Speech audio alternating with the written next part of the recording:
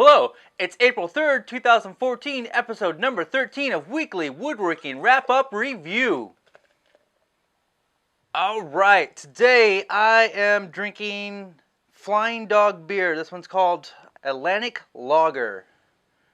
And that's what that is. This was a gift from a good friend of mine, Krista. Krista, thank you. Yeah, pretty good. Did you guys see all the April Fool's videos that came out this year? I put one out myself. Here it is. This is how to make a cat coffin the hard way. Yes, that is my cat in the video. That is Sydney. Sydney is like 18 years old. That was fun. I got a great reaction out of that. And there's plenty of other great April Fool's videos out there. Steve Carmichael put together a great list and put it on his blog.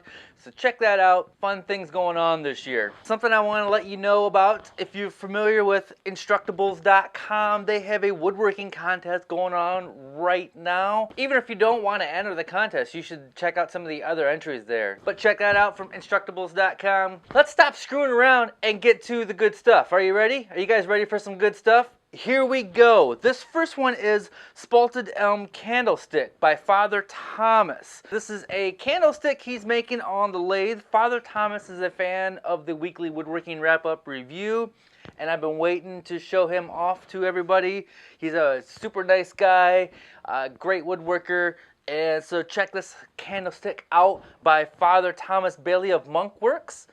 Good stuff, good stuff. This next one, make a bootjack with Jay Bates. I didn't even know what a bootjack was until the end of this video. Jay makes a lot of great videos. This one, he's showing you a bootjack. You guys are probably familiar with bootjacks? Not me. I don't own a pair of boots. I would like some boots, but currently I don't own any boots. But if I ever do own a boot, I might get a bootjack or make a bootjack. Or contact Jay and say, hey Jay, make me a bootjack. The great thing about this video is it's made in his apartment. He's showing you that you can still do woodworking in an apartment. And that's why I love this video. Apartment woodworking, making a bootjack. I know a lot of you want to be woodworkers, but you say you don't have the space, or you're in an apartment, or you don't have the money, and there's always ways around these things. You can do this. You can find some co-op shops in your city. Find a friend. Do a search for apartment woodworking. There's so many ways around your limitations. Actually, I think limitations make you more creative. So check it out, Apartment Woodworking, make a bootjack with Jay Bates. Good stuff. This next one is by April Wilkerson. DIY sliding barn door. I love this. This is so cool. I want every door in my house to be a DIY sliding barn door. This is amazing. April does not show you step by step in this video how she made it, but she does talk you all the way through the process.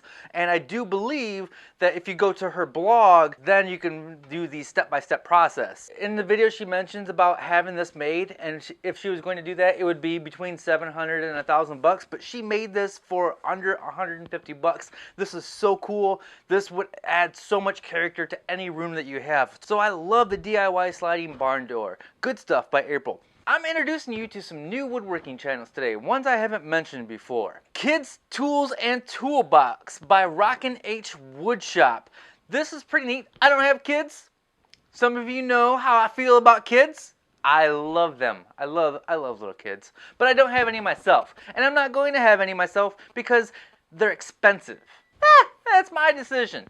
What are you gonna do? If you're a dad, this is a cool project. You can make your kids a little toolbox and some tools, make your little guy feel important, have him come down to the shop with you, and he can pretend to make stuff while you pretend to make stuff. Good project. So thank you, Rock-n H Woodshop, for kids, tools, and toolbox. Good stuff! Some new podcasts this week. Wood Talk came out with one, number 176, as well as the Modern Woodworkers Association podcast, episode number 50, with Tommy Mack of Rough Cut. I am a fan of Tommy Mack. Some people find Tommy Mack a little bit too aggressive, a little bit too abrasive, a little bit too loud, but I like that. I like Tommy Mack. He's a good dude. His woodworking's beautiful. You get to hear his whole story on this podcast. So if you're into audio woodworking podcasts, check those two out. So this week, I made this little block plane. Very happy with it. It came out great. It's a Hawk blade in there. Chuck, can you switch cameras and zoom in on that?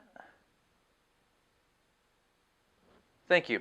Yeah, so I'm very happy with this little hand plane. Okay, emails. What, if any, woodworking shop magazines do you subscribe to or recommend? Thanks, Greg. Well, Greg, I probably subscribe to too many woodworking magazines. I don't subscribe to any print editions anymore. Mine are all digital on this fancy digital tablet device. The first one I'll mention is Fine Woodworking. Their online subscription is only $4.99 a month. What $4.99 gives you is their current subscription, every past article ever written, all their videos. What an amazing deal for $4.99 a month. I love my subscription to Fine Woodworking. You can view the current subscription on the computer or on your tablet device. This is Fine Woodworking on the tablet device.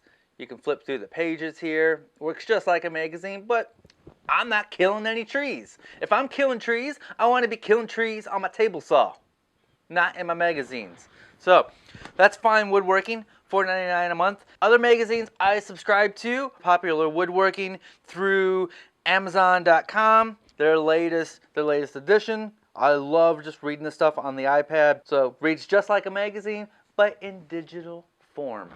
Wood Magazine, also, here's their latest edition.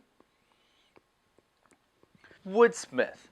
You know, I don't hear too much about Woodsmith, but I really, really like their videos in their magazine. So that's the latest edition of Woodsmith. Magazines that I don't subscribe to, but I still like, and I'll still pick up a physical copy sometimes while in the bookstore, is Woodworker's Journal, American Woodworker, and Woodcraft. I just can't subscribe to all the magazines. So those are my favorites. I like them all. I just like looking at other people's woodworking projects. I don't really care for the plans. I want the visuals. I want to see what other people are making. I get inspiration from other people's work. So those are the magazines I subscribe to. Thank you, Greg. Take another sip here. Every sip just gets better. Chuck, can you hand me last week's project? So here's the silly cat coffin that I made. I didn't know what I was going to do with it. I told my buddy at work that I was just probably going to burn it, and he said he would love it, his kids would love it for a crayon box. So Denny, I'm bringing this guy to you. This is your new crayon box for your kids. It smells fantastic. I just love the way pine smells. It just I'm going to sell you stuff now. That's okay. I got my second order of these black Drunken Woodworker shirts in. I didn't get too many. When I sell out, I am done with the black. I just asked for a quote on some koozies, some cans and bottle koozies. So hopefully I'll have those for you real soon. Maybe they'll say good stuff on it. I don't know. Email me questions, concerns, complaints to david@drunkenwoodworker.com.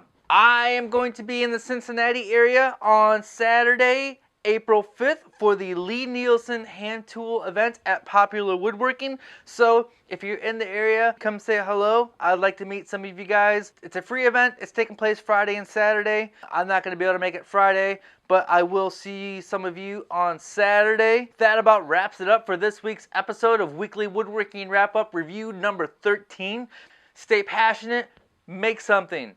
To keep up with me, subscribe to my YouTube channel and follow me on Facebook, Google+, Twitter, Pinterest, Tumblr, Instagram, and Etsy. And be sure to check out my website at drunkenwoodworker.com.